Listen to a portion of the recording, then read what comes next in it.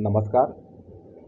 श्रीमद् भगवत गीता शब्द शब्द प्रेरणा के अंतर्गत आप सभी बंधुओं का स्वागत है।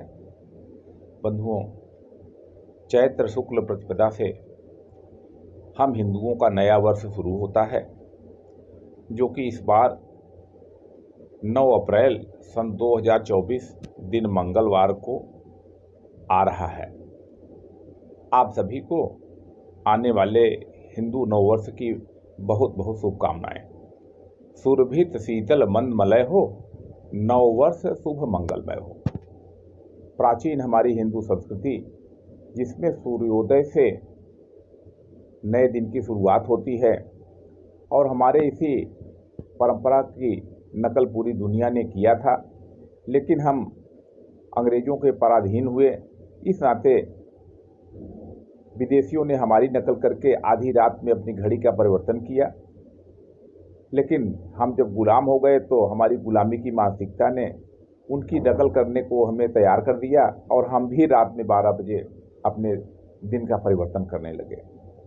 आइए चैत्र शुक्ल प्रतिपदा के दिन हम सब लोग अपना नया वर्ष बनावें, सबको जागरूक करें। आज हम श्रीमद् भगवत गीता शब्द शब्द प्रेरणा के अंतर्गत द्वितीय अध्याय के 17वें श्लोक का चिंतन कर रहे हैं। इस श्लोक में भगवान ने अविनाशी ज्ञान दिया है, यानी आत्मा को समझ करके, अविनाशी तत्व को समझ करके यदि हम अपने जीवन को जिएंगे तो निश्चित रूप से सभी प्रकार के दुखों और कष्टों से बचने में सक्षम होंगे। ऐसा यह जो ज्ञान की बात है, इसमें से ध्वनित होती है।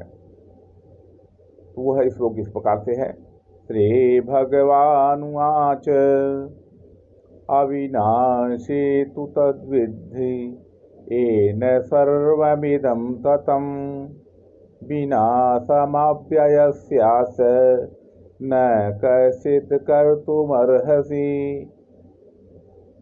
हे अर्जुन, अविनाशी तो तू उसको जानो जिससे यह संपूर्ण संसार व्याप्त है, और इस अविनाशी का विनाश करने में कोई भी समर्थ नहीं है। बंधुओं, जो बात भगवान कह रहे हैं, यदि उसको हमारे विद्यार्थी, हमारे युवा बचपन से ही उसका चिंतन करने लगें, तो इसमें एक बहुत बड़ा सत्य है। उस सत्य को यदि हम जीवन का आधार बना लेते हैं तो कभी भी हमें दुख नहीं होगा। हम परेशानियों से, हम चिंताओं से बचे रहेंगे। वो क्या चीज़ है कि पहली बात तो ये समझना है कि इसकी निष्पत्ति करना है कि ये संसार, इसमें कोई चीज़ कॉमन है जो सब में व्याप्त है, जिसे हम ईश्वर कह सकते हैं, अविनाशी शक्ति कह सकते हैं। कोई तो ऐसी शक्ति है जो संसार को चलाती है। तो सारे जड़ वर्ग में ये हमारा शरीर भी जड़ है, ये नश्वर है, ये टिकने वाली चीज़ नहीं है। टिकने वाली चीज़ क्या है? तो यदि हम उस पर ध्यान देंगे तो हमारे दुख और कष्ट अपने आप काम होने लगेंगे। यह अविनाशी है। इसी में से बात आती है कि जो आत्मा है वह सत्य है, और ये शरीर है, और ये जो जड़ वर्ग है जिसमें कि हम सब लोग हमेशा घिरे रहते हैं, ये घर, ये मकान, ये शरीर, ये इंद्रियां, ये सब क्या हैं? ये रूप, ये यौवन, ये सभी नश्वर हैं, ये टिकाऊ नहीं है। इसके पीछे तो कोई एक चीज़ है, एक सत्ता है जो कभी नष्ट नहीं होती है। एक उदाहरण है कि जैसे मिट्टी के बर्तनों में मिट्टी है, सोने के चाहे जितने गहने बनाए जाते हैं वे सब सोने के हैं, और इसी प्रकार से बर्फ में पानी ही है। तो उसी प्रकार से इस संसार में क्या है? तो संसार का आधार वह सत्य है। अगर यह जान लें और इस जानकारी के आधार पर हम भी देखना शुरू करें कि हमारे संपूर्ण जीवन का सार क्या है, और उस सार को हम अपना मान करके जिएं, निश्चित रूप से हमें कभी भी ये समस्याएं नहीं आएंगी। एक बात और है कि इस अविनाशी का विनाश करने में कोई चीज समर्थ नहीं है। एक छोटा सा उदाहरण हम दे रहे हैं। मान लीजिए कि किसी ने आपको 1 लाख रुपए का चेक दे दिया और आप भूल गए, और अपने कपड़े को जब आपने भिगो दिया तो उसी में आपका चेक भी पानी में मिल गया और वो नष्ट हो गया। तो क्या वो रुपया भी नष्ट हो गया? तो चेक के नष्ट होने से, उस कागज के टुकड़े को नष्ट होने से धन की हानि थोड़े हुई।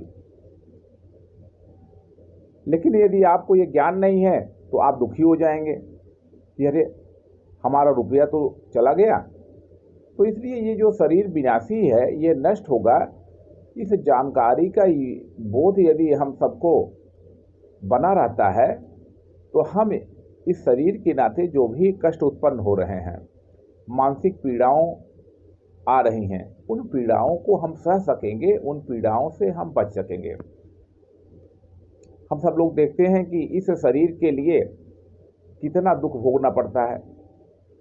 किसी शरीर में वृद्धावस्था आती है, युवावस्था आती है, बालपन बीत जाता है, लेकिन फिर भी हम इसी शरीर से चिपके रहते हैं और शरीर के पोषण में ज़्यादा ध्यान देते हैं, आत्मा के पोषण को उपेक्षित कर देते हैं।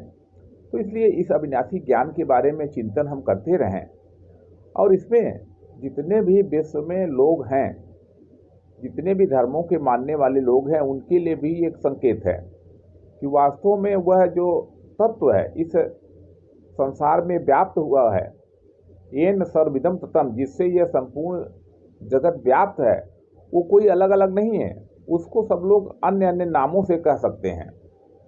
कोई उसे अल्लाह कहता है, कोई उसे ईश्वर कहता है, कोई उसे राम कहता है, कोई उसे काट कहता है, कोई उसे देवी दुर्गा कहता है। अनेक नामों से वही शक्ति को हम लोग पूजते हैं। इसलिए ये भी एक बड़ा आधार है कि सब में एक ही चीज़ है, और ऐसा मान करके हम अपने जीवन में संपूर्ण संसार में एकता का अनुभव करें तो हमारे अंदर जो अनेकता के भ्रम के नाते जीवन में दुख, पीड़ा, संघर्ष उत्पन्न होता है, उस पीड़ा से बचने के लिए हम नए नए मार्ग तलाश सकते हैं। कोई दूसरा जब है ही नहीं है तो किसको कौन मारेगा, किसे कौन परेशान करेगा। लेकिन ज्ञान को धारण करना ये आसान काम नहीं होता है। ये कहना आसान है कि हमारा शरीर नश्वर है,